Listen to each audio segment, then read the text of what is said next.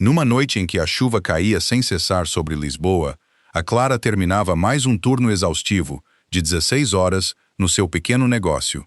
Mal terminara de limpar o último vidro, quando, para lá da cortina de água, vislumbrou uma figura frágil, uma rapariga adolescente numa cadeira de rodas, presa junto à berma, a tremer incontrolavelmente de frio. Sem hesitar um segundo, Clara correu para a tempestade e trouxe a jovem para dentro. Envolveu-a numa manta quente, preparou-lhe um copo de leite morno e, pela primeira vez, em muito tempo, fez uma completa estranha sentir-se protegida. O que Clara não sabia era que, do outro lado da rua, dentro de um elegante carro preto, um homem observava cada um dos seus movimentos. Os seus olhos eram frios como aço. As mãos que ali estavam eram as mesmas que, poucas horas antes, tinham feito o submundo da cidade prender a respiração. Era o irmão mais velho da rapariga e o homem a quem ninguém em Lisboa ousava nomear em voz alta. A bondade de Clara naquela noite chuvosa iria arrastá-la para um mundo que ela nunca ousara imaginar. Um mundo regido pelo poder e pela crueldade, onde um homem que pensava ter enterrado o seu próprio coração estava prestes a aprender a amar novamente. Será que um simples copo de leite morno poderia descongelar um coração gelado há anos? A história mal começou. Se esta história tocou o vosso coração, deixem um like e partilhem com alguém que precise de um pouco de calor hoje. E não se esqueçam de subscrever o nosso canal para que cada dia possa começar com uma história que move a alma. Lá dentro da lavandaria, a luz amarelada derramava-se sobre o chão de mosaico, onde as marcas da chuva seguiam os passos das duas que tinham entrado. Clara fechou a porta para impedir a entrada do vento e virou-se para a menina encolhida na velha cadeira de rodas. O cabelo louro e pálido da rapariga colava-se em mechas molhadas, pingando incessantemente sobre os ombros da sua blusa. Clara pegou noutra toalha de algodão limpa da cesta de roupa, que ainda não tivera tempo de dobrar, e, gentilmente, começou a secar cada mecha de cabelo, os seus movimentos lentos, como se tivesse medo que um movimento descuidado pudesse assustá-la. A rapariga permaneceu imóvel, os seus ombros magros ainda a tremer, mas os seus olhos seguiam cada movimento de Clara, cautelosos e apreensivos, o tipo de olhar de quem se habituara a ser arranjado pelos outros, em vez de ser perguntado sobre as suas necessidades. Clara reconheceu-o de imediato e não se apressou. Puxou uma cadeira de plástico para mais perto, sentou-se um pouco mais abaixo da rapariga, para que esta não tivesse de olhar para cima, e sorriu com imensa ternura. "Estás a sentir-te um bocadinho menos fria agora?" Perguntou com a voz suave, como se estivesse a acalmar um passarinho recém-caído do ninho. A rapariga deu um leve aceno, embora os seus lábios ainda estivessem pálidos. Clara levantou-se e dirigiu-se ao canto da loja, onde ficava o pequeno fogão que usava para aquecer comida durante os longos turnos da noite. Pegou numa caixa de leite, verteu um pouco para uma caçarola e acendeu o lume. O cheiro do leite a aquecer espalhou-se lentamente pela sala, misturando-se com o vapor no ar, aliviando parte do frio úmido que ainda se agarrava à pele. Enquanto esperava que o leite aquecesse, Clara pegou na manta fina que guardava sempre na prateleira, caso o tempo arrefecesse, envolveu-a nos ombros da rapariga e ajeitou-a cuidadosamente perto do pescoço. A rapariga encolheu-se na manta e, pela primeira vez, os seus ombros tremeram um pouco menos. Clara verteu o leite para uma caneca de cerâmica, testou o calor nas costas da mão e só então a entregou. "Cuidado agora, ainda está um bocadinho quente", avisou-a. A rapariga aceitou a caneca com ambas as mãos, pressionou as palmas geladas contra as laterais quentes e tomou um pequeno gole. Os seus olhos fecharam-se por um breve momento, como se aquele calor tivesse alcançado um lugar mais profundo do que o frio na sua pele. Clara sentou-se novamente, apoiou o queixo na mão e deixou o silêncio instalar-se por um momento antes de falar. "Eu sou a Clara", disse. "Por aqui, as pessoas costumam chamar-me a dona da lavandaria, que fica aberta até mais tarde no bairro. E tu? Qual é o teu nome?" A rapariga hesitou. Os seus dedos apertaram ligeiramente a caneca e respondeu numa voz fraca. "O meu nome é Sofia." Clara assentiu, repetindo o nome como se quisesse gravá-lo na memória. "Sofia é um nome lindo. Não a pressionou com perguntas. Não exigiu saber por que é que uma adolescente numa cadeira de rodas estaria na rua no meio de uma chuva como aquela, mesmo que 100 perguntas estivessem a surgir no seu próprio coração. Perguntou apenas coisas pequenas. Passas muitas vezes por este bairro? Preferes leite morno ou chocolate quente? Estavas com muito frio aí fora em toda essa chuva? Cada pergunta era como um degrau que Clara descia com muita delicadeza para que Sofia pudesse descer sozinha, sem sentir medo. Pouco a pouco, os ombros da rapariga relaxaram ligeiramente e o olhar apreensivo nos seus olhos suavizou. Numa voz entrecortada e irregular, contou a Clara que tinha estado numa aula de desenho à tarde. E depois, quis fazer um pequeno trajeto sozinha para se habituar. Mas a chuva tinha começado a cair subitamente. Uma roda ficou presa na sarjeta e o seu telemóvel ficou sem bateria sem que ela se apercebesse. Clara ouviu sem culpar ninguém, apenas assentindo com simpatia. Então, aconteceu-te encontrar o céu num dos seus dias de mau humor, diz. Ainda bem que estavas mesmo em frente à minha loja. Enquanto conversavam, Clara notou que Sofia ainda apertava algo contra o peito, embrulhado no seu casaco molhado. Era um caderno de esboços de capa dura, com as bordas gastas, os cantos da capa a curvarem-se com a umidade. Ela agarrava-o ao coração como se fosse mais precioso do que o calor em si, mesmo enquanto a sua outra mão ainda tremia de frio. Clara não perguntou o que continha, apenas disse gentilmente: "Deixa-me pegar noutra toalha e secar um pouco a água do teu caderno de esboços, sim? Antes que se estrague." Sofia olhou para ela, a surpresa a piscar nos seus olhos, como se não estivesse habituada a que alguém se importasse com algo que ela prezava. Deu um pequeno aceno e depois afrouxou os braços o suficiente para Clara secar a capa. Naquele momento, algo muito frágil pareceu acender-se entre duas estranhas dentro da pequena loja, enquanto lá fora a chuva chicoteava ainda em vagas contra o vidro e do outro lado da rua, um par de olhos continuava a observar cada gesto que faziam através da lâmina de água. Algumas horas antes de a chuva começar a cair sobre Lisboa, no último andar de um edifício abandonado na velha zona portuária, havia uma sala quase engolida pela escuridão, com apenas um tênue clarão de luz a espalhar-se das distantes lâmpadas de rua para lá das janelas de vidro. Lucian Marchetti sentava-se na poltrona de couro no centro da sala, uma perna cruzada sobre a outra, ambas as mãos repousando frouxamente nos braços da cadeira, imóvel como uma estátua esculpida na pedra mais fria. À sua frente, um homem corpulento era segurado por ambos os lados por dois dos homens de Lucian, o suor a escorrer-lhe pela testa, apesar do frio na sala, os seus olhos a procurarem insistentemente uma fuga que não existia. Lucian permaneceu em silêncio por um longo tempo, e era esse silêncio que fazia o outro homem tremer mais do que qualquer coisa. Quando finalmente falou, a sua voz era baixa e uniforme, sem uma ondulação de emoção, cada palavra caindo lentamente como gotas de água transformadas em gelo. Disse ao homem que sabia tudo, desde o dinheiro que ele desviara secretamente para o lado oposto, até a lista de nomes que ele planeava vender em troca de um pouco de segurança própria. O homem gaguejou explicações, agarrando-se a cada desculpa que conseguia encontrar, dizendo que tinha sido forçado, dizendo que não tinha outra escolha. Lucian apenas inclinou ligeiramente a cabeça, e essa pequena inclinação foi suficiente para silenciar o homem. No seu mundo, disse ele, havia certos erros que um homem podia cometer, e outros que não podia. Trair a confiança era o tipo de erro que não deixava regresso.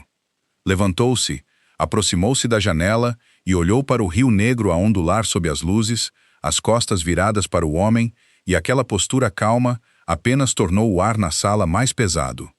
Continuou, dizendo que não era um homem que gostasse de atacar primeiro, que não sentia prazer em fazer os outros sofrer, mas havia um limite que ele estabelecera desde o primeiro dia em que pisou este caminho, e nunca o tinha cruzado uma única vez. Nunca tocava nos inocentes, nunca punha a mão nos fracos, nas mulheres, nas crianças, naqueles que não tinham forma de se defender. As únicas pessoas que tinham razão para o temer eram aquelas que se habituaram a usar a sua força para esmagar os outros, aqueles que intimidavam pessoas que não conseguiam revidar. E o homem à sua frente, Lucien virou-se e olhou diretamente para os olhos do homem ajoelhado no chão. Escolhera aliar-se a pessoas como essa. Lucien sinalizou aos seus homens para não o ferirem, mas apenas para o tirarem da cidade e cortarem todos os caminhos que ele deixara no seu mundo. Uma punição mais pesada do que qualquer ferida na pele, porque para homens como eles, perder todo o poder e ter o submundo inteiro a virar-lhes as costas era mais aterrador do que qualquer outra coisa. Quando a porta se fechou atrás do homem, a sala voltou à quietude, deixando apenas Lucien ali, de pé na escuridão. Um homem leal que o seguia há muitos anos avançou e lembrou-lhe silenciosamente que ultimamente rumores feios se espalhavam, que alguém estava a investigar para ver se o chefe mais frio de Lisboa tinha alguma fraqueza. Lucien não se virou. Apenas respondeu com uma voz tão leve que parecia sem peso, mas afiada como uma lâmina, dizendo que no seu mundo, revelar uma fraqueza não era diferente de assinar a sua própria sentença de morte, porque os seus inimigos não mirariam nele, mirariam em tudo o que ele prezasse. É por isso, disse ele, que passara muitos anos a recusar-se a deixar o seu coração apegar-se a algo, exceto a uma pessoa que ele não conseguia deixar ir. Olhou para o ecrã do telemóvel, onde apareceu uma mensagem do motorista, relatando que estava à espera para ir buscar a sua irmã mais nova à sua aula de desenho. E por um breve instante, o aço nos seus olhos suavizou, pouco antes da primeira chuva começar a bater nos vidros da janela do edifício abandonado na velha zona portuária. Esse raro momento terno não durou muito, porque poucos minutos depois, o telemóvel na mão de Lucien vibrou novamente. Desta vez foi uma chamada, não uma mensagem, e o nome que apareceu no ecrã fê-lo franzir ligeiramente o sobrolho. Atendeu, e do outro lado veio a voz do motorista, quebrada, frenética, a gaguejar tanto que quase não conseguia formar frases completas. O homem disse que a rapariga já não estava onde ele a deixara, que ele apenas se afastara por um curto período, mas quando voltou, o local estava vazio. Lucien levantou-se de um salto, e pela primeira vez naquela noite inteira, a superfície calma dele, gelada como um lago de inverno, rachou. Baixou a voz, forçando cada palavra a permanecer firme, e disse ao homem para começar do início, lenta e claramente. Entre respirações ofegantes, o motorista explicou que, depois da aula de desenho, a caminho de casa, Sofia insistira em ser deixada a empurrar a sua cadeira de rodas, sozinha, por uma curta distância na rua. Ela dissera que queria habituar-se a gerir sozinha, que não queria alguém ao seu lado o tempo todo como uma criança que não se conseguia cuidar. O homem hesitou, mas o céu ainda estava claro naquela altura, e a rua era calma e vazia, por isso cedeu, recuando com o carro e estacionando um pouco mais longe, perto o suficiente para vigiar, mas ainda assim, dando-lhe algum espaço. Então, as nuvens avançaram mais depressa do que qualquer um podia esperar. A chuva caiu num piscar de olhos, e ele apressou-se a voltar para ir buscar. Mas nesse exato momento, um caminhão avariado bloqueou a estrada. Levou vários minutos para manobrar ao seu lado, e quando chegou ao local, Sofia tinha desaparecido. Ele ligara para o número dela dezenas de vezes, mas o telefone não estava acessível. Talvez a bateria tivesse morrido, porque naquela tarde ela já se queixara de que estava quase a esgotar. Lucien ficou em silêncio ao ouvir aquilo, e dentro desse silêncio havia algo que os seus homens nunca tinham visto nele antes: medo. O homem cujo nome fazia o submundo inteiro da cidade prender a respiração, o homem que momentos antes decidira friamente o destino de outro homem com uma simples inclinação da cabeça, estava agora no meio da sala escura com o telemóvel apertado na mão e, pela primeira vez, sentiu-se impotente. Não interrompeu o motorista com a fúria que o homem tremia à espera. Apenas disse, com a voz rouca, que o homem ficasse exatamente onde estava e que ele resolveria tudo. Então desligou a chamada e começou a mover-se com a velocidade e precisão de um homem habituado a gerir uma rede secreta inteira. Fez uma chamada após outra, ordenando às suas pessoas que se espalhassem por todas as ruas da área onde ela desaparecera. Exigiu que verificassem todas as câmaras de vigilância, todas as lojas que ainda tivessem as luzes acesas, todos os cantos sombreados onde uma cadeira de rodas pudesse ter ficado presa. No mundo de Lucian, ele tinha olhos em todo o lado. Cada beco, cada cruzamento, cada diner de madrugada, tinha alguém cujo rosto ele conhecia. E todo o poder que passara tantos anos a construir foi agora canalizado para um único propósito: encontrar a sua irmã mais nova. Pegou no casaco apressadamente, desceu as escadas e correu para o carro preto que esperava sob a chuva, que caía cada vez mais forte a cada minuto que passava. Quando se sentou ao volante, apanhou o leve reflexo de si mesmo no vidro riscado pela água e, naquele momento, reconheceu uma verdade nua e crua. Todo o poder que possuía, todo o medo que inspirava, todo o império que construíra de sangue e cálculo, não significariam nada se ele não a encontrasse naquela noite. Acionou o motor, e o carro arrancou pela névoa branca da chuva, levando um irmão a correr contra cada minuto que passava, procurando todas as estradas encharcadas de Lisboa, pelo único bem que ainda podia fazer o seu coração endurecido tremer de medo. Enquanto lá fora, um irmão procurava por todas as ruas. Dentro da lavandaria quente, Sofia terminara quase a sua caneca de leite, e um leve toque de rosa começava a voltar às suas bochechas pálidas. Clara puxou a cadeira um pouco para mais perto, observando a rapariga silenciosamente, e percebeu que por baixo daquela casca apreensiva havia uma tristeza mais profunda do que o frio da noite chuvosa, uma tristeza que não pertencia a alguém da sua idade. Não a pressionou por respostas. Apenas deixou cair uma frase gentil entre elas, dizendo que às vezes era mais fácil falar num quarto quente com um estranho do que com as pessoas que conhecíamos, porque os estranhos não nos julgavam. Sofia olhou para ela, os olhos a brilhar sob a luz amarela, e como se aquelas palavras tivessem tocado uma porta que ela mantivera fechada por muito tempo, começou a falar. No início, hesitou. Depois as palavras simplesmente começaram a jorrar. Contou a Clara que houve um tempo em que ela também corria e brincava como as outras crianças, quando tinha um lar cheio de risos, com um pai e uma mãe, até a noite fatídica em que toda a sua família estava no mesmo carro a regressar de umas férias. Não contou os detalhes. Apenas disse que depois daquela noite, ela acordou no hospital e soube que os seus pais se tinham ido embora e que as suas pernas nunca mais andariam como antes. A sua voz afundou-se mais, as mãos apertando a borda da manta ao dizer que a partir de então, tudo na sua vida mudara. E a parte mais difícil não foi a cadeira de rodas. Foi a sensação de que se tornara um fardo. Disse que o seu irmão mais velho carregara tudo, que cuidara dela tão completamente que nada lhe faltava, com cuidadores, médicos particulares e motoristas para a levar onde precisasse. Mas aquele cuidado, por vezes, fazia-a sentir-se como se não conseguisse respirar, porque se sentia mais como uma posse preciosa que tinha de ser guardada do que como um ser humano a quem era permitido viver. Ele está tão ocupado, disse suavemente. Há sempre algo importante, e eu sei que ele me ama à sua maneira, mas já passou tanto tempo desde que alguém me perguntou o que eu realmente queria. Ninguém me pergunta como me sinto.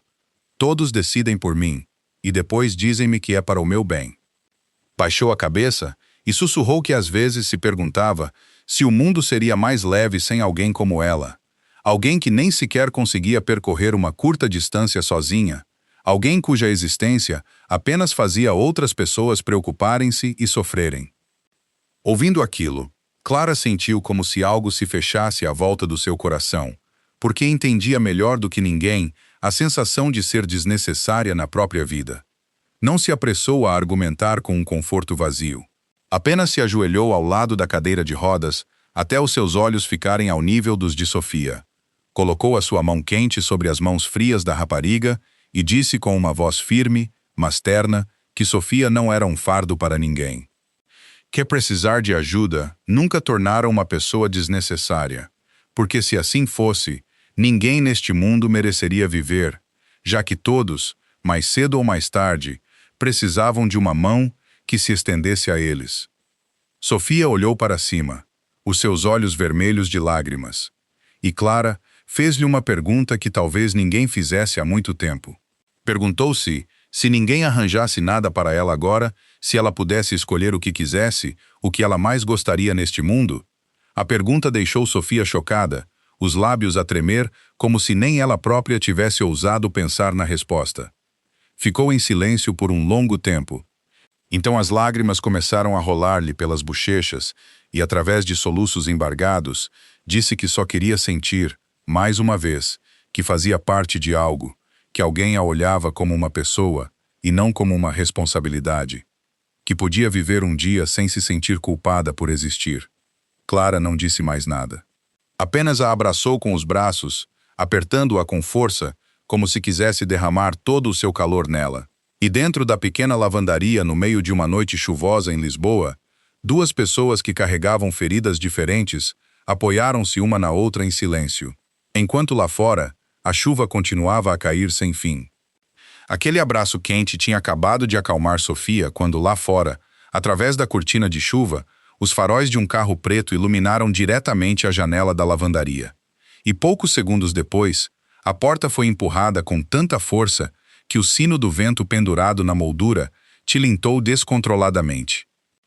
Lucien Marchetti entrou, encharcado, o cabelo colado pela chuva, mas não havia nada de enfraquecido nele. Pelo contrário, carregava uma espécie de pressão que parecia fazer toda a sala afundar-se. Os seus olhos cinzentos varreram a sala uma vez e fixaram-se instantaneamente na visão de Clara ajoelhada perto da sua irmã. E naquele momento, todo o medo que estivera comprimido dentro dele durante horas transformou-se subitamente numa fúria fria.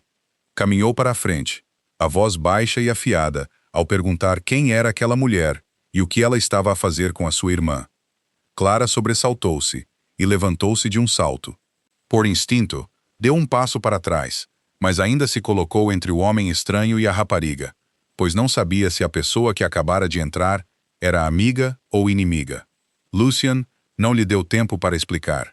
Deu um passo mais perto, baixando a voz para um aviso pesado de ameaça, dizendo que passara horas a procurar por toda a cidade.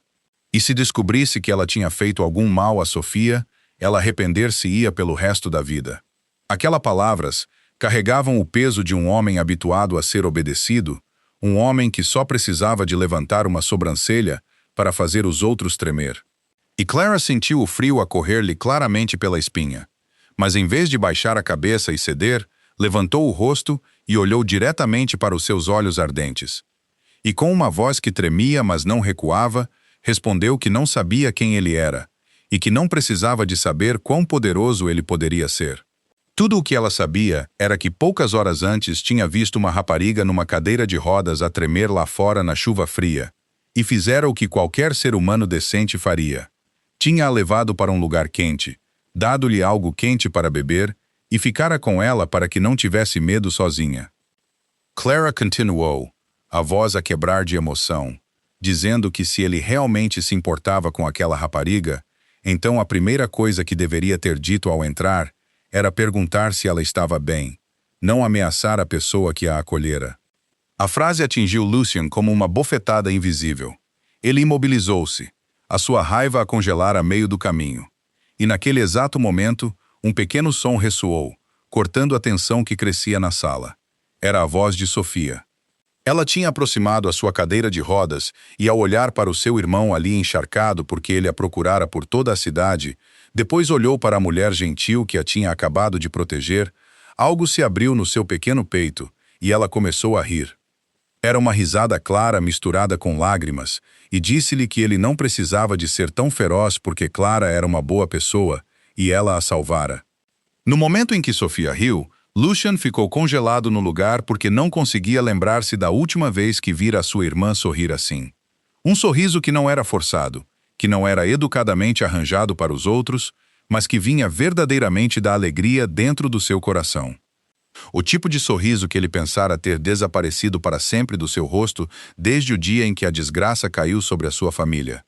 Ficou ali parado, as duas mãos que outrora faziam tremer o submundo inteiro, agora penduradas impotentes ao seu lado. Os seus olhos cinzentos vacilaram por um breve instante, e nesse curto momento, a armadura fria que usara à volta de si durante tantos anos rachou subitamente, revelando um homem atordoado ao perceber que o que procurara toda a noite não era apenas uma rapariga desaparecida, mas também algo que perdera há muito tempo, sem nunca o saber.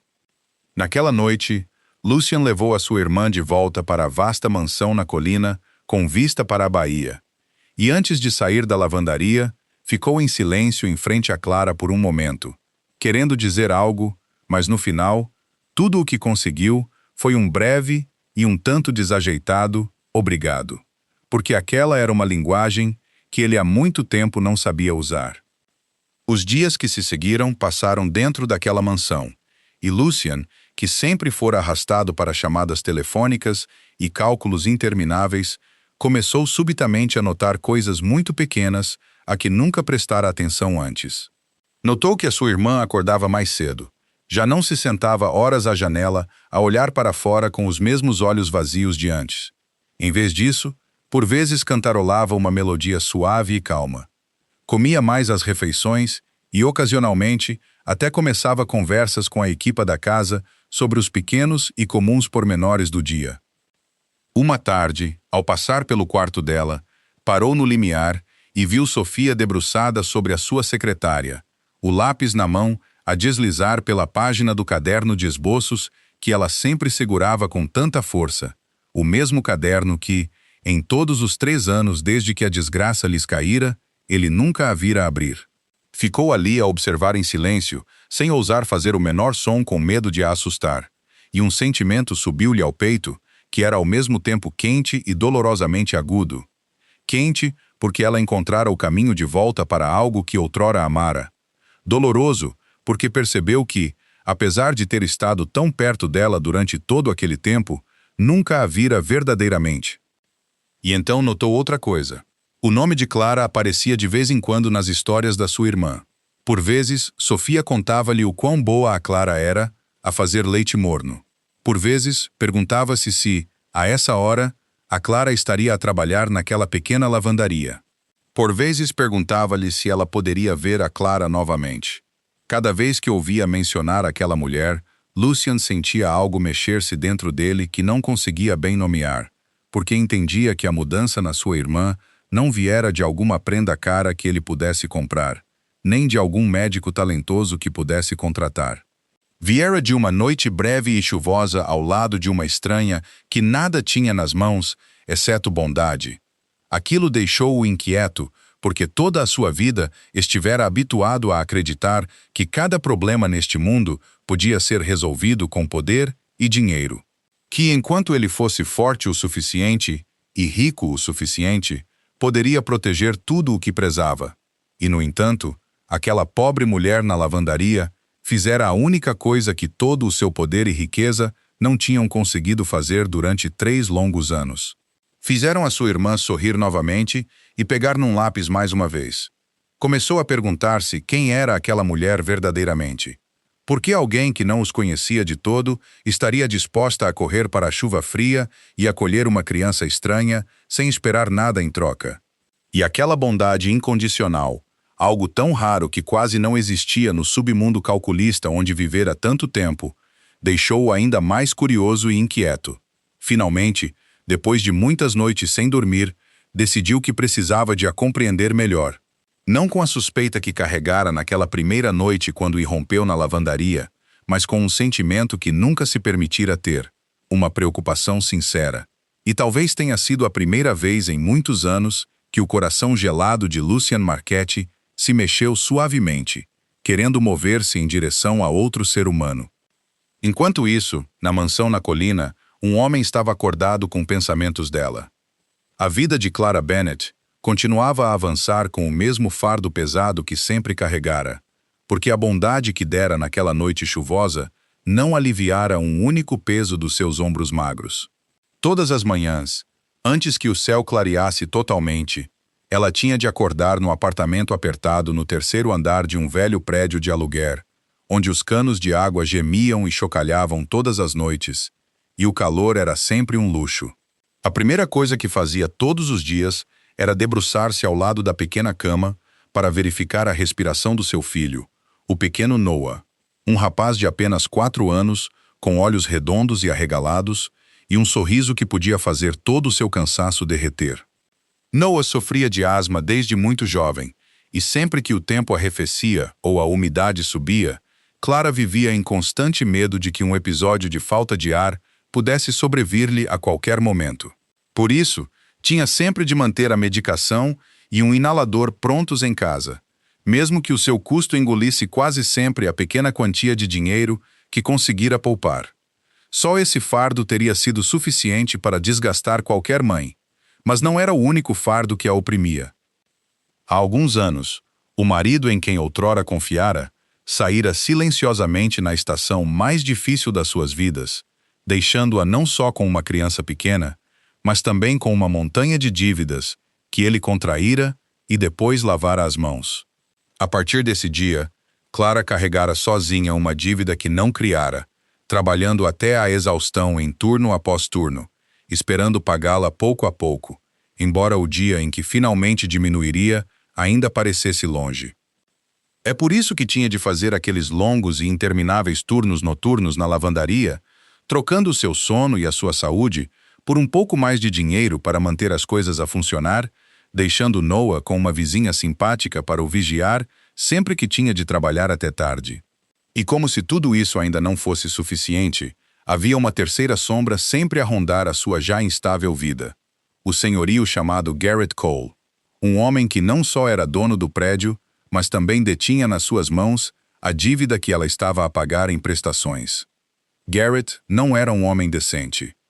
Estava habituado a usar a vantagem do dinheiro para pressionar inquilinos pobres, e com Clara, uma mãe solteira sem ninguém poderoso por trás dela, ele pressionava ainda mais. Muitas vezes batia à sua porta nas piores alturas, proferindo palavras que eram meio zombadoras e meio ameaçadoras. Por vezes lembrava-a suavemente do dinheiro que ela ainda devia. Por vezes insinuava que uma mãe solteira endividada como ela não tinha direito a criar bem um filho. Aquelas palavras venenosas eram como agulhas a picar repetidamente o medo mais profundo no seu coração. Cada vez, Clara só conseguia cerrar os dentes e suportar, tentando manter a voz calma e as costas direitas, porque entendia que não tinha força suficiente para lutar contra um homem que detinha tanto o teto que a abrigava a ela e ao seu filho da chuva e do sol, como a dívida que pairava sobre a sua cabeça. À noite, depois de ter acalmado Noah para dormir e de ter terminado tudo o que precisava de ser feito, sentava-se muitas vezes em silêncio à mesa antiga na pequena cozinha, a olhar para a pilha de contas e avisos de dívida empilhados uns sobre os outros, o coração pesado, a perguntar-se por quanto tempo mais conseguiria suportar tudo aquilo. E ainda assim, cada vez que se virava e olhava para o rosto sereno do filho a dormir, Clara sentia uma estranha força a acender-se dentro dela, o tipo de força que só as mães conhecem. Diziam-lhe que não importava quantas mais cargas a vida escolhesse empilhar sobre os seus ombros, ela não desabaria porque ainda tinha uma razão demasiado grande e preciosa para se deixar cair.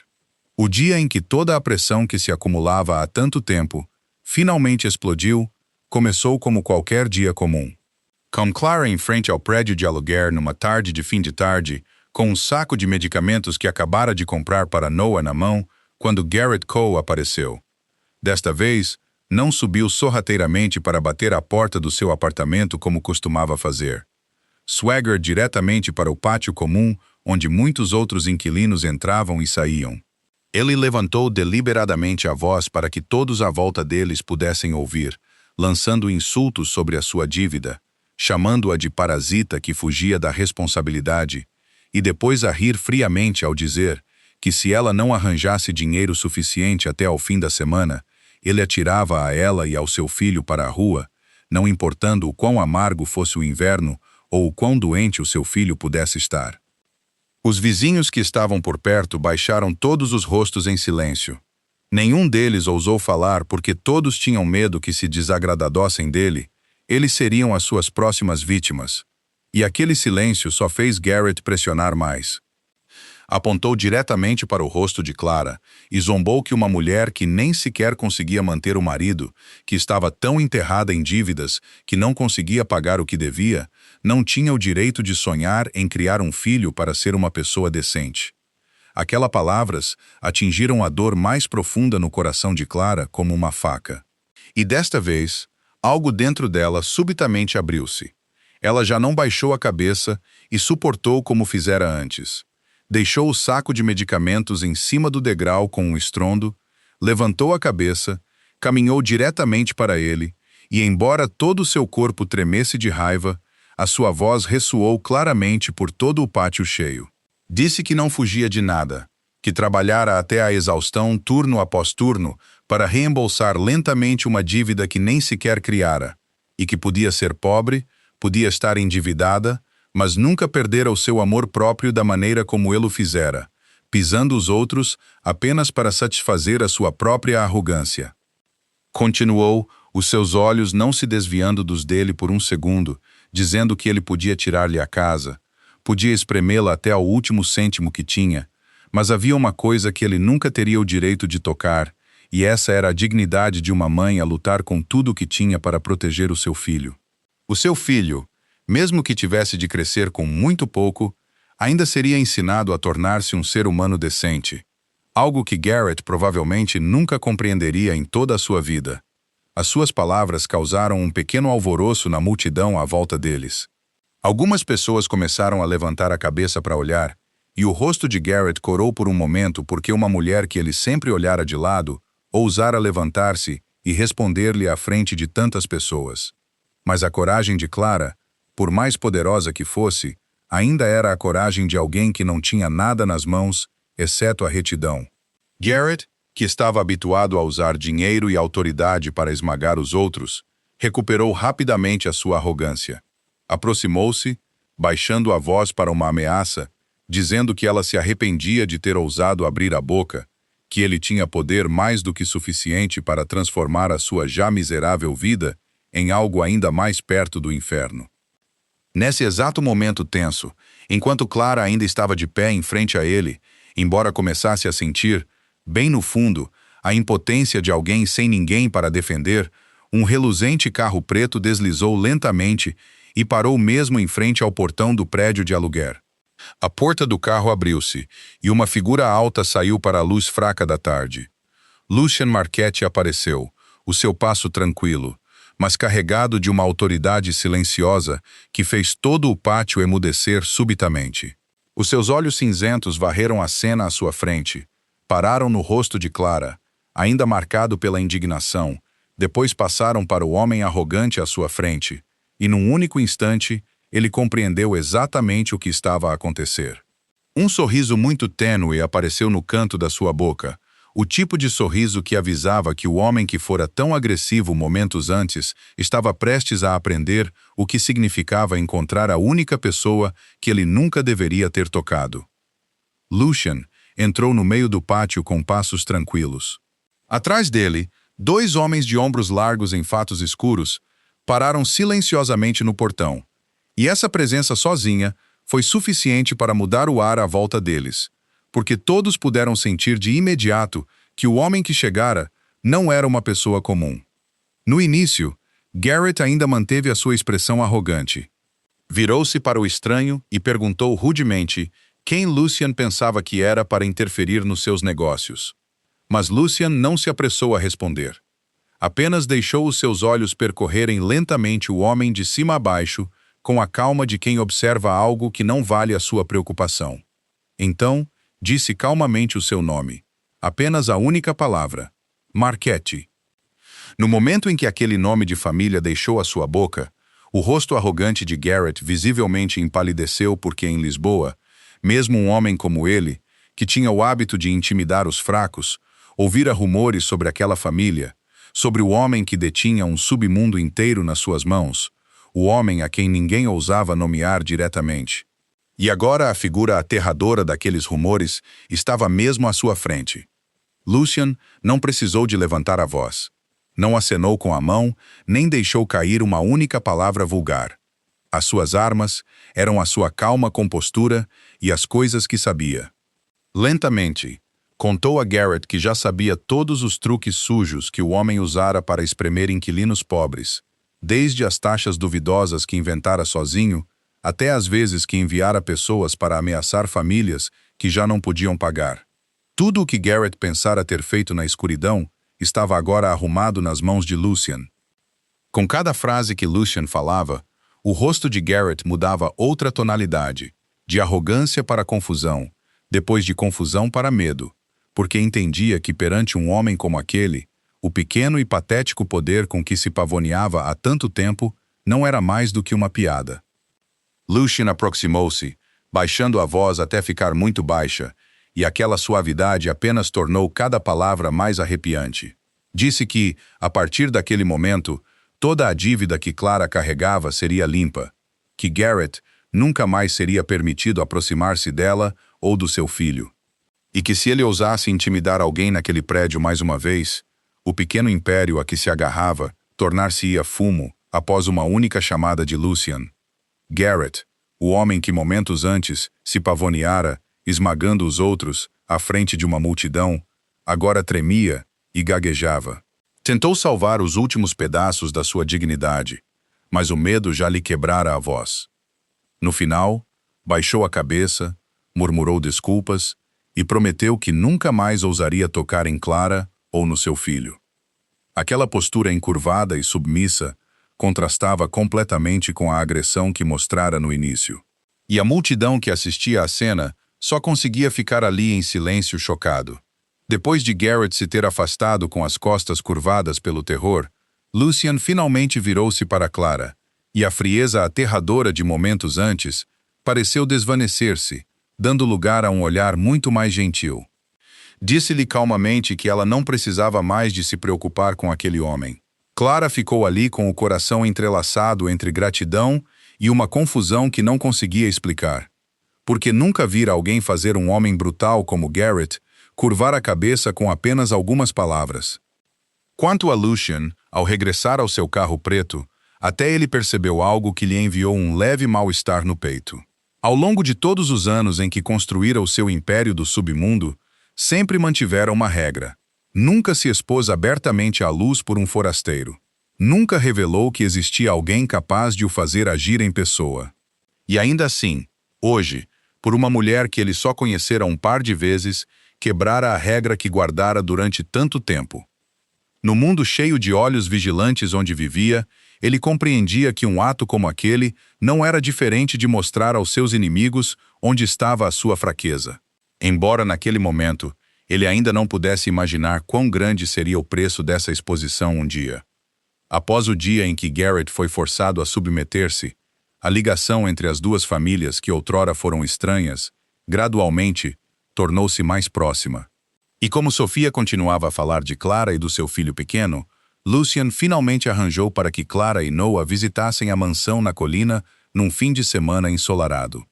Quando Noah entrou pela primeira vez naquela casa vasta, os olhos do rapaz de 4 anos arregalaram-se enquanto olhava à volta com deleite. Mas o que o fez gritar de mais alegria não foram as coisas caras. Foi o momento em que viu Sofia sentada ao lado de uma mesa grande, com todo o tipo de lápis de cor espalhados por todo o lado. Sofia acenou-lhe para se aproximar. E logo, as duas crianças debruçaram-se sobre uma folha de papel. Noah coloria diligentemente traços desarrumados com as suas mãos pequenas e desajeitadas, enquanto Sofia pacientemente lhe segurava a mão e guiava cada linha, por vezes explodindo em risos quando o rapaz espalhava azul para fora da moldura. Enquanto desenhavam, Sofia também contava a Noah histórias que ela própria inventara. Histórias sobre um coelhinho que se perdeu e foi acolhido por uma família simpática de animais da floresta. Histórias sobre uma pequena casa onde todos se amavam. E Noah ouvia com raptada atenção, de vez em quando levantando os olhos para fazer perguntas inocentes que faziam Sofia rir alto. Do outro lado da sala, Lucien estava de pé em silêncio à porta, segurando uma chávena de chá que ficara fria, sem que ele se apercebesse, e continuou a observar a cena à sua frente, incapaz de se afastar, porque há muito tempo que aquela mansão fria não ecoava com o som brilhante e claro de risos infantis como aquele. Observou a sua irmã a rir e a brincar tão naturalmente ao lado do rapaz. Observou como as duas crianças não davam atenção à cadeira de rodas nem a qualquer diferença. Eram simplesmente duas almas pequenas felizes na companhia uma da outra.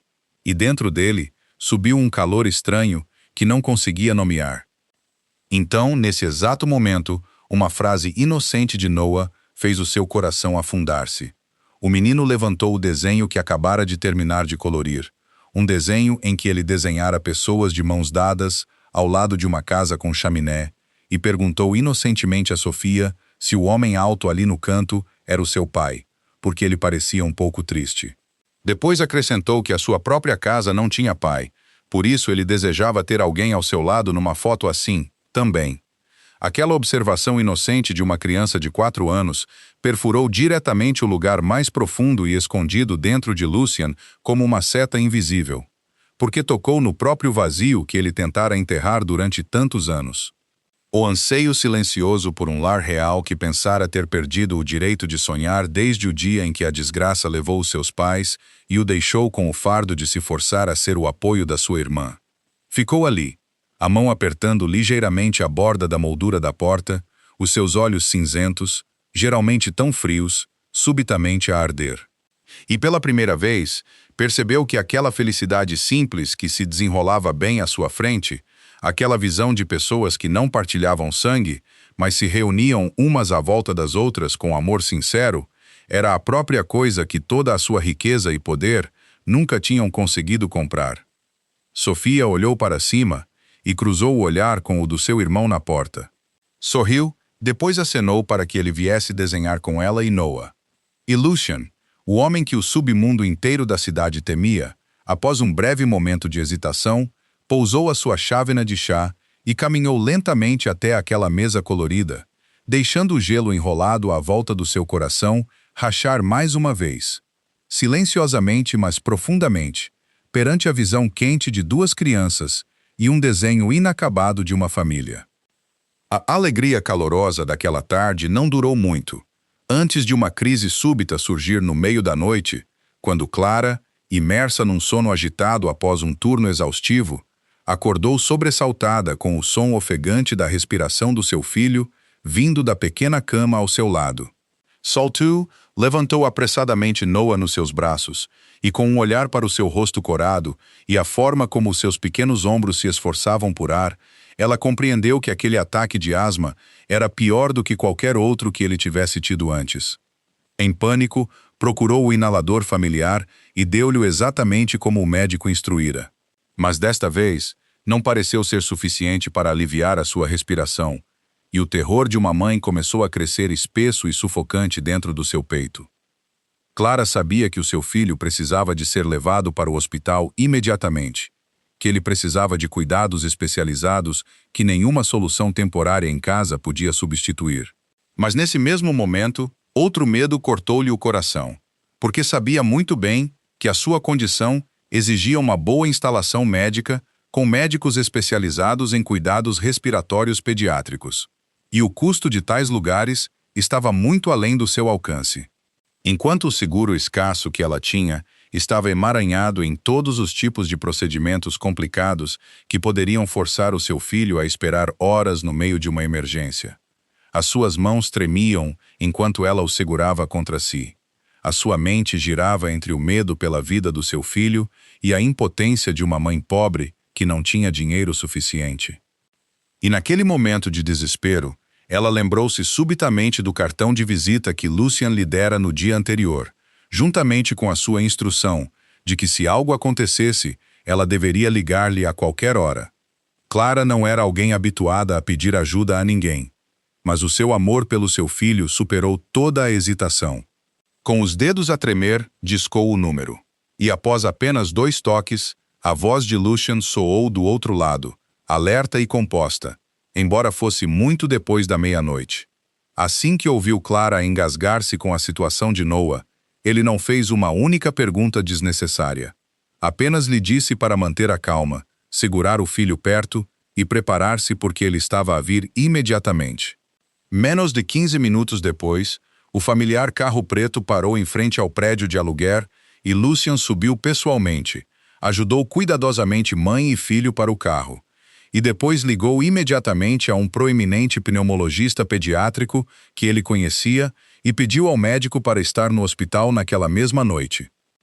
Todo o caminho para o hospital, ele conduziu rápido mas firmemente, enquanto tranquilizava Clara com uma voz firme de que tudo ficaria bem, que ele já tinha tratado de tudo e que tudo o que ela precisava de fazer era ficar ao lado do seu filho e não ter medo. Quando chegaram, graças aos arranjos que ele fizera com antecedência, Noah foi levado para a sala de emergência imediatamente, sem ter de esperar ou ficar preso a qualquer papelada, porque Lucien garantira toda a conta do hospital e tratara de todos os documentos necessários legalmente, usando o seu próprio dinheiro e ligações legítimas para abrir o caminho mais rápido para que o menino recebesse os melhores cuidados. O médico especializado e a equipa dedicada de enfermeiros controlaram rapidamente a situação, e após um período de tempo que pareceu interminável para Clara, enquanto ela andava impotente do lado de fora, a porta da sala de emergência finalmente abriu-se com a boa notícia de que Noah estava fora de perigo e estava gradualmente a respirar normalmente novamente. Clara correu para a cama do filho, pegou na sua pequena mão agora a aquecer lentamente novamente, e lágrimas rolaram pelo seu rosto em puro alívio. E quando ela olhou para cima, viu Lucien parado em silêncio no canto da sala. Os seus olhos fixos no menino, com uma ternura que ela nunca esperara de um homem tão poderoso. Naquele momento, o seu coração encheu-se de uma gratidão profunda que nenhuma palavra poderia expressar, porque ela compreendeu que sem ele naquela noite, ela não saberia como salvar o pequeno filho, que era o seu mundo inteiro. Durante os dias em que Noah permaneceu no hospital para monitorização e recuperação, Clara teve mais tempo para observar o homem que entrara para ajudar a ela e ao seu filho. E quanto mais observava, mais percebia que Lucien Marchetti não era um homem comum. Apesar da cortesia polida que o seu exterior mostrava, a primeira coisa que lhe chamou a atenção foi a forma como todos no hospital o tratavam. Desde os médicos habituados a serem respeitados, até a liderança de uma grande instalação médica inteira, todos mostravam um tipo de deferência incomum sempre que ele aparecia. Falavam baixinho, com um ar algo cauteloso, como se estivessem perante alguém que não ousavam ofender. Notou que com uma única chamada telefônica breve, coisas que pessoas comuns teriam de esperar semanas, emaranhadas em pilhas de papelada e procedimentos, eram resolvidas em questão de momentos. O melhor quarto privado foi arranjado, os medicamentos mais caros foram trazidos, e todos os obstáculos pareciam desaparecer automaticamente diante dele, como se nenhuma barreira pudesse existir para um homem como aquele. Então começou a notar os homens silenciosos que pareciam sempre aparecer em algum lugar perto dele. Homens grandes com olhos vigilantes que mantinham a varrer os seus arredores, parados à distância certa dele. Ela compreendeu que não eram amigos ou colegas comuns, mas sim protetores. O tipo de homens que apenas rodeavam figuras de enorme poder ou pessoas que carregavam assuntos de grande importância. Uma vez, enquanto estava sentada no corredor, ouviu acidentalmente 2 funcionários do hospital a sussurrarem um para o outro. Mencionaram o nome Marchetti numa voz que carregava tanto respeito como medo. Um deles disse que era melhor nunca se envolver em nada relacionado com aquela família. O outro assentiu em concordância, depois mudou rapidamente de assunto quando alguém passou, e aquele breve fragmento de conversa manteve-se na mente de Clara por muito tempo depois. Começou a juntar todos os fragmentos que tinha testemunhado. Desde a forma como Lucien fizera um homem arrogante como Garrett curvar a cabeça em terror com apenas algumas palavras, a autoridade silenciosa e aterradora que irradiava dele, a riqueza quase ilimitada e vasta rede de ligações que pareciam capazes de chegar a todo o lado. Lentamente, uma verdade vaga mas aterradora tomou forma na sua mente, que este homem devia estar envolvido em algum mundo fora da lei, um mundo de cálculos ocultos e forças sobre as quais as pessoas comuns como ela só ouviam falar em histórias assustadoras. Aquela realização deixou o coração de Clara em turbilhão, porque por um lado, ela não podia negar que este homem fizera tudo o que podia para ajudar a ela e ao seu filho, levantara a dívida que esmagava os seus ombros e recuperara o seu filho do perigo numa noite crítica. Tudo com uma bondade sincera que ela podia sentir claramente. Mas por outro lado, o medo de uma mãe ergueu-se ferozmente dentro dela, porque entendia que o mundo em que ele vivia era cheio de perigo. Um lugar onde ressentimentos e ódio podiam cair sem aviso sobre qualquer um que se aproximasse demasiado. E o que ela mais temia neste mundo era a segurança de Noah, o pequeno filho que acabara de escapar da beira da morte, o filho que ela jurara proteger com a sua própria vida. Ela ficou parada silenciosamente à janela do quarto do hospital, olhando para o seu filho a dormir pacificamente, depois olhando para a figura alta de Lucian no fim do corredor, e uma pergunta dolorosa surgiu. Deveria ela permitir-se a ela e ao seu filho continuar a dar passos mais profundos na vida de um homem que carregava tantos mistérios e tanto perigo dentro de si? Uma pergunta que ela sabia que, mais cedo ou mais tarde, teria de responder. Talvez Lucian sentisse a cautela a crescer nos olhos de Clara cada vez que o olhava. Porque uma noite, depois de Noah ter adormecido profundamente no seu quarto de hospital, ele pediu-lhe que saísse para o corredor silencioso e conversassem por um momento. E ali, junto à janela com vista para a cidade, enquanto as suas luzes se acendiam, ele fez algo que talvez nunca tivesse feito com ninguém antes. Abriu o seu coração e contou-lhe sobre o seu passado. Disse que entendia o que ela tinha visto e que devia haver muitas perguntas no seu coração. Disse que não queria que ela tivesse medo ou que o entendesse mal quem ele era, por isso queria falar a verdade ele próprio, em vez de a deixar adivinhar.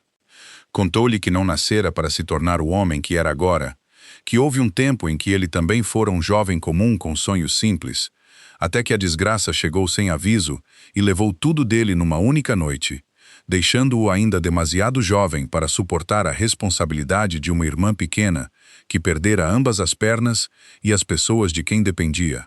Disse que naqueles dias mais sombrios, quando não tinha mais ninguém em quem se apoiar e teve de enfrentar tanto as dívidas como os homens à espera de devorar 2 irmãos órfãos, foi forçado a entrar naquele perigoso submundo, não porque ansiasse por poder ou dinheiro, mas por uma única razão: tornar-se forte o suficiente para proteger a sua irmã, para que ninguém pudesse mais magoar Sofia. Admitiu que o caminho que percorrera não fora limpo, que fizera coisas de que não se orgulhava, mas que sempre tentara manter um limite que nunca cruzaria, nunca prejudicar os inocentes e nunca tocar nos fracos, porque entendia melhor do que ninguém o que era sentir o mundo inteiro virar-lhe as costas quando já não tinha forma de se defender. Clara ouviu em silêncio chocado, e enquanto tentava arranjar todas as emoções emaranhadas no seu coração, Sofia, que estivera sentada em silêncio ali o tempo todo, rolou suavemente a sua cadeira de rodas para mais perto de Clara, segurando o caderno de esboços que ela sempre mantinha tão apertado.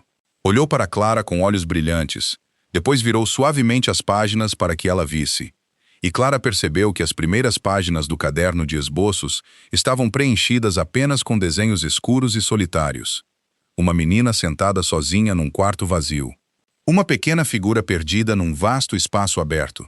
Cada linha embebida na tristeza de uma alma que outrora acreditara que não era mais do que um fardo desnecessário neste mundo. Mas quanto mais Sofia virava para as últimas páginas, mais os desenhos mudavam. As cores tornavam-se gradualmente mais brilhantes. E então Sofia parou na página mais recente, aquela que acabara de terminar. Quando Clara olhou para ela, sentiu o seu coração parar na garganta. Naquela folha de papel, Sofia desenhara a imagem de uma família. Havia um irmão mais velho sorrindo gentilmente, já não com aquela expressão fria. Havia a própria Sofia sentada na sua cadeira de rodas, mas o seu rosto irradiava felicidade.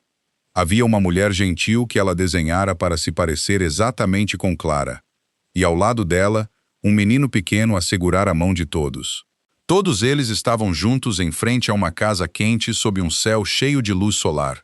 E no topo da página, na caligrafia cuidadosa de uma menina, Sofia olhou para Clara, a sua voz a tremer, mas cheia de esperança, e sussurrou que era aquilo que sempre sonhara. Que desde a noite chuvosa em que conhecera Clara, fora a primeira vez em tantos anos que ela ousara desenhar uma família novamente, porque sentia que talvez um lar como aquele já não fosse algo demasiado distante para ela. Ouvindo aquelas palavras e olhando para aquele desenho cheio de amor, Clara já não conseguia conter-se. Lágrimas rolaram pelo seu rosto, e ela abriu os braços e puxou a rapariga para um abraço apertado, enquanto Lucian ficava ali a observar silenciosamente as duas pessoas que o seu coração mais prezava, os seus olhos cinzentos a desfocarem-se antes mesmo de ele se aperceber. Poucos dias depois, após Noah ter recebido alta do hospital e a sua saúde estar a recuperar gradualmente, a vida de Clara estabeleceu-se por um tempo numa rara pausa de calma, e ela usou esses dias tranquilos para pensar cuidadosamente em tudo o que acontecera. Numa tarde, sentou-se sozinha junto à janela do seu pequeno apartamento, observando a luz do sol do fim da tarde a espalhar-se dourada pelos telhados, bebendo calmamente um gole de chá quente, enquanto Noah estava absorvido a colorir o desenho que trouxera de volta da mansão no outro dia. O riso suave de uma criança, a fragrância tênue do chá e a quietude gentil daquela tarde aliviaram o seu coração por um momento, mas escondido sob aquela paz superficial estava uma luta que ainda não tinha fim. Por um lado, estava a razão de uma mãe que sempre colocava a segurança do seu filho acima de tudo. A parte dela que continuava a sussurrar um aviso de que ela deveria afastar-se daquele homem, que o mundo em que Lucien vivia era demasiado perigoso, que mesmo estar ligada a ele poderia colocar o seu pequeno filho em perigo, e que a escolha mais sensata e segura era retirar-se silenciosamente da vida dele, antes que as coisas fossem demasiado longe. Mas do outro lado estava o seu coração, onde guardava tudo o que vira com os seus próprios olhos. Um homem com um nome temível, mas que estivera disposto a correr pela noite para salvar o seu filho. Um homem que silenciosamente aliviara algumas das dificuldades dela e de Noah, sem exigir nada em troca. Um homem que, por detrás daquela casca fria e gelada, carregava um coração profundamente ferido, mas que ainda não perdera o seu limite de decência. Pensou em Sofia, na rapariga que outrora acreditara ser um fardo desnecessário e que agora sabia sorrir e sonhar com um lar. Pensou na ternura nos olhos de Lucien, enquanto ele olhava para Noah a dormir, e pensou no desenho que Sofia fizera, aquele com a palavra família escrita nele, uma imagem que voltava incessantemente à sua mente e aquecia o seu coração cada vez que se lembrava. Clara compreendeu que se escolhesse fugir, poderia manter para si a vida segura e familiar que conhecera antes, mas também viraria para sempre as costas às pessoas que tinham amado sinceramente ela e o seu filho. Apagaria a esperança que apenas começara a brilhar no coração de uma pobre jovem e, mais importante, teria de viver o resto da sua vida com a dolorosa pergunta de se perdera algo precioso quando escolhera a segurança em vez da coragem. Após muitas noites sem dormir, finalmente percebeu que o medo, por mais justificado que fosse, não devia ser permitido controlar toda a sua vida, e que às vezes a coisa mais corajosa que uma pessoa podia fazer era escolher acreditar em algo bom, mesmo quando havia inúmeras razões à volta para duvidar. Lembrou-se daquela noite chuvosa em que não hesitou em correr e ajudar uma estranha, simplesmente porque era a coisa certa a fazer, e disse a si mesma que se atrevera a confiar na bondade então, devia atrever-se a confiar nela mais uma vez agora. E assim, Clara tomou a sua própria decisão. Uma decisão não arranjada nem persuadida por ninguém, mas nascida da escolha do seu próprio coração. Ela ficaria. Ela não fugiria. Ela enfrentaria o que viesse a seguir com aquelas pessoas, porque acreditava que uma verdadeira família não era um lugar onde o perigo nunca existia, mas um lugar onde as pessoas escolhiam permanecer umas ao lado das outras e superar esse perigo juntas. E pela primeira vez em muito tempo, uma vez que se tornara certa da sua escolha, Clara sentiu-se estranhamente leve e pacífica por dentro. Mas a paz que Clara acabara de encontrar revelou-se muito mais frágil do que imaginara. Porque no submundo cheio de olhos vigilantes onde Lucien vivia, nenhuma ação podia ocorrer sem que alguém notasse, e o facto de ele se ter exposto abertamente em pessoa por uma mulher pobre e o seu filho pequeno não escapara ao olhar daqueles que sempre estiveram à espera de uma fenda na sua armadura. Durante tantos anos, Lucien Marchetti fora conhecido como uma fortaleza inquebrável. Um homem sem família, sem amante, sem apego emocional que qualquer outra pessoa pudesse usar contra ele, e essa solidão fria tornara-se o seu escudo mais forte, porque ninguém podia ameaçar um homem que nada tinha a perder. Mas agora, pela forma como derrubara Garrett no meio de uma multidão apenas para proteger Clara, pela forma como se apressara pessoalmente para o hospital durante a noite para salvar o seu filho, Os seus inimigos escondidos reconheceram a única coisa que esperavam há muito tempo. Finalmente, o homem que parecera não ter fraqueza encontrara um ponto fraco no seu coração. Tinha pessoas por quem estava disposto a quebrar todas as regras para proteger. Entre esses inimigos estava uma força antiga que guardava ressentimento contra Lucian há anos. Alguém que tentara muitas vezes derrubá-lo e nunca tivera sucesso, porque nunca conseguira encontrar uma abertura naquele homem frio e cuidadoso. E agora, quando a fraqueza de Lucian finalmente se revelara, aquele inimigo compreendeu que a oportunidade que esperava chegara.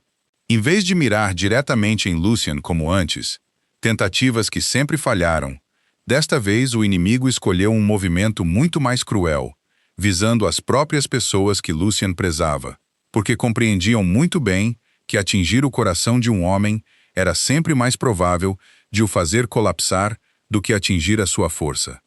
Sinais estranhos começaram a aparecer. Vários locais de negócios de Lucian foram vandalizados. Mensagens de aviso não ditas foram enviadas. Então ele recebeu uma mensagem arrepiante insinuando que o seu inimigo sabia claramente sobre a mulher da lavandaria e o seu filho pequeno, e que eles também sabiam sobre a irmã que ele amava mais do que tudo. Era uma mensagem que não precisava de dizer tudo diretamente, mas era suficiente para ele entender que as pessoas que ele mais queria proteger tinham agora sido colocadas na mira deles. Quando leu aquelas palavras ameaçadoras, um medo frio que não sentira há muito tempo apertou de repente o coração de Lucian, porque ele entendia melhor do que ninguém quão implacável o mundo em que vivia podia ser. E com amargura, percebeu que o calor que acabara de reencontrar, aquele exato momento em que se atrevera a abrir o seu coração ao amor, depois de tantos anos endurecidos, tornara-se a corda que os seus inimigos podiam agarrar para o sufocar. Era exatamente aquilo contra o qual se advertira durante muito tempo. A regra cruel do submundo que ele conhecia de cor, que revelar uma fraqueza significava entregar ao inimigo a própria arma que o poderia destruir. No entanto, agora, quando seu coração já se afeiçoara àquelas pessoas, finalmente compreendeu o preço total do amor numa vida como a sua. Lucian ficou imóvel no seu escritório, ambas as mãos apoiadas na secretária, a cabeça curvada sob o peso de uma verdade brutal. Estava agora a enfrentar uma escolha que já não podia evitar. Ou continuava pelo caminho do poder que percorrera durante tantos anos, e aceitava que as pessoas que amava viveriam para sempre dentro de um círculo de perigo, ou teria de encontrar uma forma de as proteger completamente, não importando o preço que isso lhe exigisse. E sabia que o tempo que lhe restava para tomar essa decisão estava a esgotar-se a cada batida ansiosa do seu coração. Lucian sabia que não tinha muito tempo para hesitar.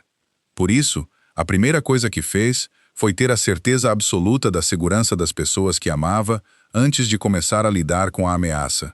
Imediatamente mandou Sofia para um refúgio escondido, cuidadosamente guardado pelos seus homens mais leais, ao mesmo tempo que providenciava a Clara e ao pequeno Noah proteção noutro local seguro, um lugar onde o menino pudesse ainda brincar inocentemente, sem saber nada da tempestade que se avizinhava. Uma vez seguro de que nenhum deles poderia ser ferido, Lucian virou-se para enfrentar o seu inimigo, e compreendeu que se quisesse acabar com esta ameaça de uma vez por todas, não poderia simplesmente respondê-la com violência, como o submundo sempre operara. Se continuasse por esse caminho, nunca haveria fim. Um inimigo cairia, e outro surgiria no seu lugar, e as pessoas que Lucian amava teriam de viver para sempre num estado de medo. Tomou uma decisão que apenas alguns meses antes nunca teria ousado imaginar. Deixaria completamente para trás o mundo de poder que passara tantos anos a construir, mas para o fazer totalmente, teria de pagar um preço inimaginavelmente alto. Silenciosamente, Lucian contactou as forças capazes de conter o seu inimigo. Concordou em entregar a maior parte do seu território, dos seus locais de negócios e das fontes ocultas de lucro que outrora controlara, usando essa vasta fortuna como peça de negociação, numa última negociação, em troca de segurança permanente para as pessoas que amava. O confronto final desenrolou-se com uma tensão arrebatadora dentro de um armazém abandonado perto do porto, onde Lucian entrou sozinho, para enfrentar o inimigo que assombrara a sua vida durante tanto tempo. Com a sua calma compostura e inteligência afiada, colocou sobre a mesa um acordo que o outro lado não podia recusar. Ele renderia tudo o que o tornara temido e poderoso em troca de uma promessa de que o seu inimigo o deixaria a ele e as pessoas que amava em paz e nunca mais as tocaria. Houve momentos em que a situação se tornou extremamente perigosa, quando a ganância do inimigo pairava na beira da traição. Mas Lucien antecipara tudo. Tivera preparadas as cartas de que precisava para se proteger e para forçar o outro lado a cumprir a sua palavra. E após uma batalha de nervos, o inimigo finalmente não teve escolha senão aceitar o acordo, porque para eles, tomar conta de tudo o que Lucien construíra era um preço demasiado grande para recusar. Quando saiu daquele armazém sob a primeira luz da aurora a subir no horizonte, Lucien Marchetti já não era o poderoso chefe que fazia o submundo inteiro da cidade tremer. Entregara tudo isso com as suas próprias mãos. Agora era apenas um homem comum, de mãos vazias, e ainda assim, estranhamente, nunca se sentira tão leve ou tão livre. E sabia claramente o que lhe dera coragem para largar um império inteiro. Era a fé que Clara depositara nele quando escolhera ficar ao seu lado em vez de fugir. Quando ela o olhou não como alguém assustador, mas como um ser humano digno de amor, ela mostrara-lhe que havia outra vida que valia a pena viver muito mais do que o mundo frio onde se mantivera aprisionado durante tanto tempo. Regressou ao lugar onde as pessoas que amava esperavam. E quando a porta se abriu, Sofia rolou a sua cadeira de rodas na sua direção e atirou-se para os braços do irmão através de lágrimas, enquanto Clara ficava ali, com os olhos cheios de preocupação e alegria. Lucien, o homem que acabara de trocar tudo para ganhar a sua liberdade, sorriu-lhes com uma paz que nunca conhecera antes, porque sabia que, embora já não tivesse poder ou riqueza nas mãos, ainda segurava o tesouro mais precioso que procurara toda a vida, uma família.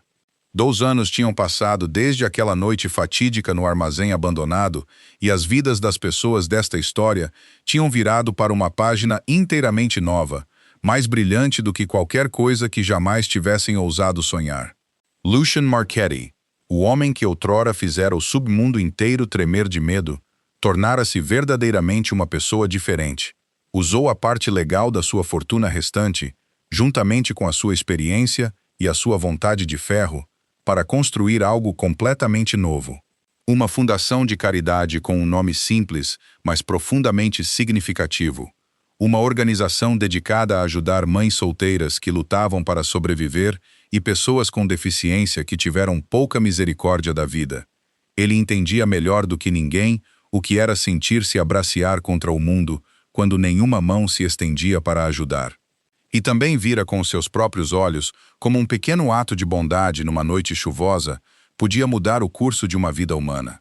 Por isso, queria espalhar essa bondade pela cidade para que ninguém tivesse de esperar sozinho no frio, sem uma única mão a estender-se para eles. A sua fundação ajudou centenas de mães solteiras a encontrar trabalho estável, ajudou crianças pobres a receber cuidados médicos e abriu aulas e programas de apoio criados especialmente para pessoas com deficiência, para que pudessem entrar na vida com confiança. E ao lado dele, em todo esse trabalho, estava Clara, a mulher que se tornara não só a parceira de vida que ele prezava, mas também a sua dedicada companheira, porque fora ela quem plantara a primeira semente de compaixão no seu coração. Sofia era agora uma jovem radiante e cheia de vida. Seguiu a sua paixão pela pintura, e as imagens que criava já não eram as imagens solitárias e tristes do passado, mas estavam cheias das cores da esperança e do amor. Tornou-se também uma inspiração para tantos outros jovens com deficiência, através das sessões de partilha realizadas na fundação da sua família. Quanto ao pequeno Noah, o menino daqueles dias antigos crescera, saudável e brilhante, criado no pleno abraço de uma família real, com uma mãe, com o homem a quem carinhosamente chamava pai e com uma irmã mais velha que sempre desenhava belas imagens da vida com ele.